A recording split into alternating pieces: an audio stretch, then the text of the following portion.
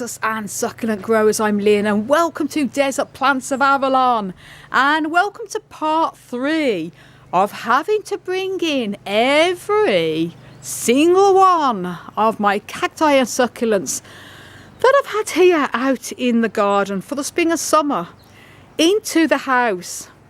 And I'm sure many of you already know, and probably sick of me repeating myself to you all, but until we get the new greenhouse that we've been waiting absolutely ages for, I have no choice but to have to bring all of these into the house. And I've made part 1 and part 2 already, where I brought in all the plants that was on the tables here out on the patio, the majority being cacti.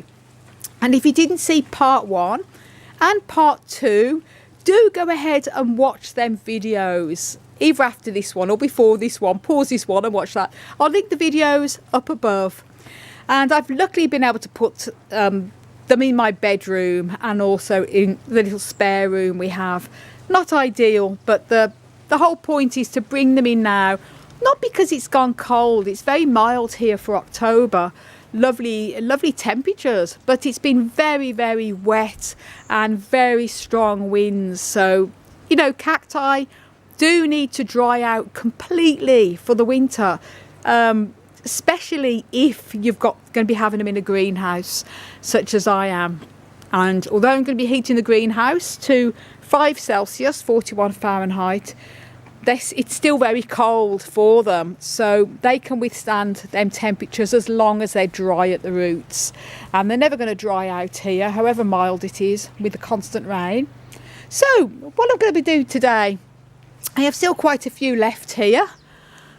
Oh dear.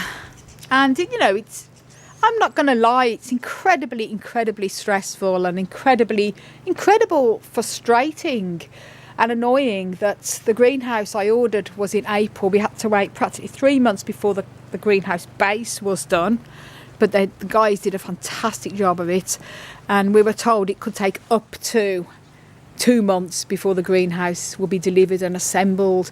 But then we had the date for the end of November. It's 3.5 months, and not good. You know, I didn't think I'd be in this position, but what can you do?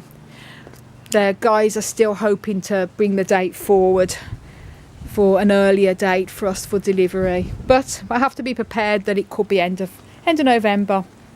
So it could be December by the time I get to bring these plants into the greenhouse. So indoors they're going to dry out better. I've got dehumidifiers as well to suck out excess moisture to make sure they're fully dry. But today I'm going to be focusing on a lot of these here that are still out in our yard. The ones in the big pots, such as the lovely Crassulas here, commonly known as the jade money plant, Crassula avata. I have the golem there, and quite a few different types of the lovely Crassulas, and also some smaller varieties as well here. So they do need to dry out, because although they can take quite a lot of rain, I find they sort of grow as well in the autumn, winter, even early winter time, and certainly flower. These are in particularly large pots, and they don't want to be constantly rained on. I've also got some of my larger aloes out here as well that have been rained on, some in large pots. This one I'm going to have to prune back because it's tatty, so I'm going to prune that, give that a good pruning, and that's going to be coming into some more aloes. That's ones I've grown from seed. And up here, yeah, another one of my aloe, also grown from seed. Aloe Elgenica, that one is. This is my Aloe arborescens I grown from seed as well. That's going to be coming in.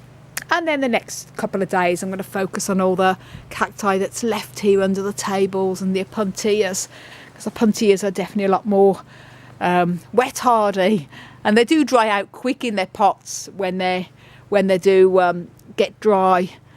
And also all these under here, and all the rest of these as well. So to say I'm exhausted is an understatement. And then I've got epiphyllums, obviously. They're going to be coming in, probably going into our bathroom here. So they're going to be great. They're going to love the humidity in the bathroom. And the prescias as well. They can take lots of moisture. But these big aloes here are going to be coming in. And I've also still got left, I'll just show you as well, lots of my Ripsalis and some of my hanging epiphyllums as well. And also my big Euphorbia tiracale. But they're sort of, while the temperatures are mild, they can sort of take the rain. So no urgency with them just yet. So today it's going to be the Crassulas and the big Aloes. So I'm going to be taking them in, probably putting them onto the trays, maybe in our living room, before I can find a bit of a better place for them. So guys, here we go, and I'm going to show you where we're going to be putting them. And I've got to be honest, where do I put them? That is the question. Hello honey, this is Honey, our cat. He's gorgeous, having a lovely scratch of the earlobes. My golly guys, you're going to laugh when you see this. I'm taking out some of the smaller Crassulas. I just went to pull this, I thought this one's a bit tough. Took the whole soil up with it. It's actually sort of taken root on the moss here. So that one I'm going to have to gently tease the roots out of. So that's going to have to work with. Unbelievable. They have done really well out here, outside. And it's a shame having to bring them in because it's still so mild for October. But as I say, they have to, you know, dry out. Not as much as the cacti do. But it's not good for them to be rained on. And the weather can just turn very cold very quickly at this time of year. They're not frost hardy in any way. And although I usually have these, we used to have them when I had my polytunnel at 5C. I think some of these I might keep in the house, in the kitchen, because it'd be lovely to have them indoors. And then the new greenhouse, I can focus mostly on the cacti and the more compact growing succulents. So, unbelievable. These are some of the smaller Crassulas and the Aloes that I'm going to start with first. Probably putting them onto the trays that we've already got in the kitchen here before starting on the larger ones. Here is a lovely Cacti. This big Aloe Juvena, one I've had for probably 30 years. Got it from a little tiny little plant like that. Look at the size of it now. But obviously it's been outdoors, so it's got a little bit straggy, so Hansi's cutting off the healthy tips there. Very easy to propagate this aloe, so we're going to take the healthy tips and then give them to our friend Norby, who is an aloe addict. He loves aloes, so he's going to love cuttings of this here. So obviously when you take cuttings, I will show you. All right, I can. I'll see you when he cuts it. Yeah, you want to cut the healthy part. Yeah. Needs at least a couple of inches Here, for example, in length. we Yeah, can take we here need to up prune there. that back. Yeah. Yeah, and here you see. Here's the healthy Yeah, part. here's healthy part. You don't need all this, you know. No. Better to A short cut it up and piece, have yeah. it start it right Just there below. under a node, you know. under a node, and then There you see it, you know, and there is Yeah. roots will come, but you have to dry it first. you have to dry it. So just remove the two lower leaves. So there's a bit to root, and then let it dry, callus, as you can see with these, for a few days. If you live in a very dry, arid climate, you probably can just go ahead and stick it in within an hour or two. But if you're like us in wet, rainy Ireland or the UK, remove the lower leaves, cut there, and let it dry for about 3 or 4 days, and then pot it up in well-draining cactus and succulent mix. And I see a wee snail. Yeah, they are all Yeah, over. so he's making his way. Oh, yeah, I'm too soft. Don't have the heart to kill anything, but I don't want them making their way towards our plants. And these big, large ones here are obviously going to be coming into the house. Oh my gosh. Oh guys, and these are big Crassulas as well. So this big Crassula here is temporarily there. It's obviously going to be coming into the house. But just look at our kitchen now. Oh my God. Yes, we need the greenhouse. Yeah, that's looking a lot better, much tidier. And these are all the cuttings here. That, as I mentioned, are very easy to propagate. Just let them dry for few days, stick them into well draining gritty cactus and succulent soil. Bit of a light watering, just enough to dampen the very top surface of the soil, and they root really well, so there's tons of plants here. So great to give to your family and friends. That's a good thing with aloes, they're great to propagate, especially these type, the big sort of hanging trailing ones. And this is all that we're going to compost, all the straggy bits there. Well then guys, this is where I've put some of the crassulas here under the table in our kitchen. And sorry if the video footage is coming out a little bit grainy, because although this kitchen is nice and bright, gets a lot of light, because obviously I'm filming here on the floor because it's the only place I can put these crassulas for the moment. I hope the video footage comes out okay enough for you to see. These are all mostly the smaller crassulas there, and the lovely big crassula bowl here. As I say, once all of these cacti are in the greenhouse here, I'll be able to move some of the crassulas over onto that side on a lovely display table and do a lovely display with them. But anyway, I'll take you through here and show you where I've got the other crassulas here in our living room. I know, mad, crazy guys, but what can you do? And I've got them here. Again, it's not the perfect lighting for them because our living room is nice and bright. They really prefer to be closer to a window, but they just have to be here for now. And they look okay. I got them on the trays, so no soil is going to go onto the floor. And that's one of my other crassulas there, my two big euphorbias I had to take in as well the other day. Again, nowhere to really put them at the moment, so they're just going to have to stay there. But now I'm going to take you upstairs and show you where I've put all the aloes. Now guys, here is where I've put some of the aloes. I've got them here in our bedroom on the top shelf. On the top shelf with some of the other plants that I took in the other day here. I've got them all under the grow light at the moment. And they're on the top here, as you can see. I've also got some in my spare room, which I'm going to show you now.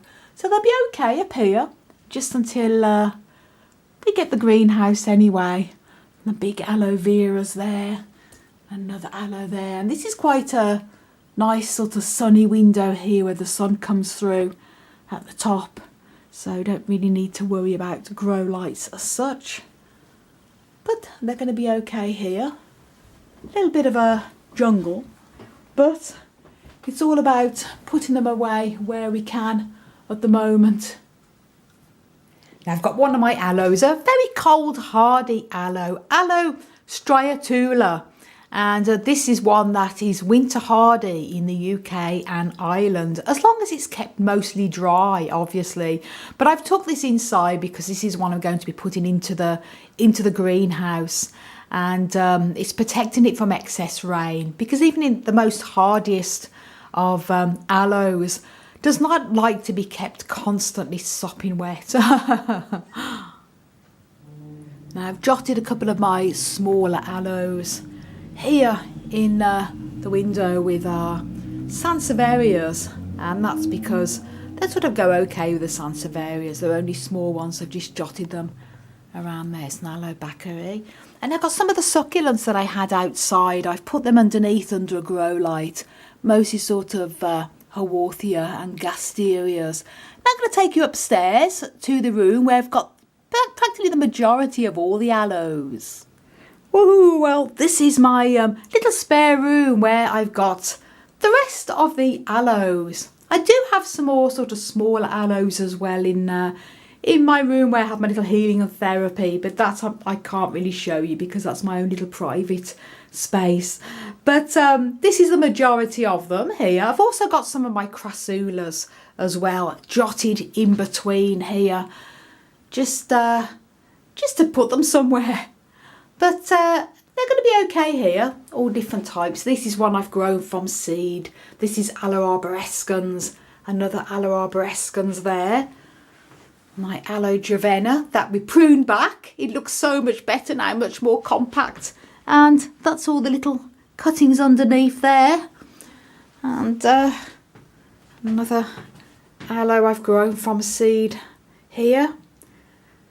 And another aloe there. That one is absolutely desperate to be repotted. Some more little aloes all around there. So this is going to do for now. And as I say, I don't know whether I'm going to be putting these into the new greenhouse or whether I'm going to be doing a nice display in here. Because once all the cacti that are here are in the new greenhouse, I'll have a lot more space in here to do a nice display of things for the winter. And I got some of my succulents that I had outside here for the spring and summer, also under this table here with a grow light underneath. And some of my Adra and some more aloes at the back as well here. Some of my aloe black gems and different types of aloe varieties there, all getting plenty of light with the grow light. And another little aloe there. So it's just having plants here, there and everywhere where you can put them until the greenhouse comes. Oh, it's crazy, guys. Have some more aloes also mixed in with some of the succulents on this side also. And some more aloes just put around everywhere I can put them. So anyway, that's the aloes all put away, and an assortment of some of the succulents that I had out in the garden. As you can see, the succulents are not looking their best. A lot have been attacked by slugs and things, but they're going to pick up, and I spend a bit of time going through them and pruning any of them that are a bit straggy or anything like that. And then I think the next video is going to be the Apuntias. And as I mentioned, I have no clue where I'm going to put them. Probably have to be the living room under the grow lights. But stay tuned, watch this space. So thank you so much everybody for your amazing support and comments. Do give this video a like. Do leave a comment in the comments down below, even a heart or a smiley face, because every comment really helps the algorithm. And do subscribe if you haven't done already, and click the notification bell. And follow me on Insta and Facebook at Desert Plants of Avalon. And check my website out for regular blogs and care articles on there, desertplantsofavalon.com. I want to wish you all an absolutely amazing cactus and succulent plant powered day.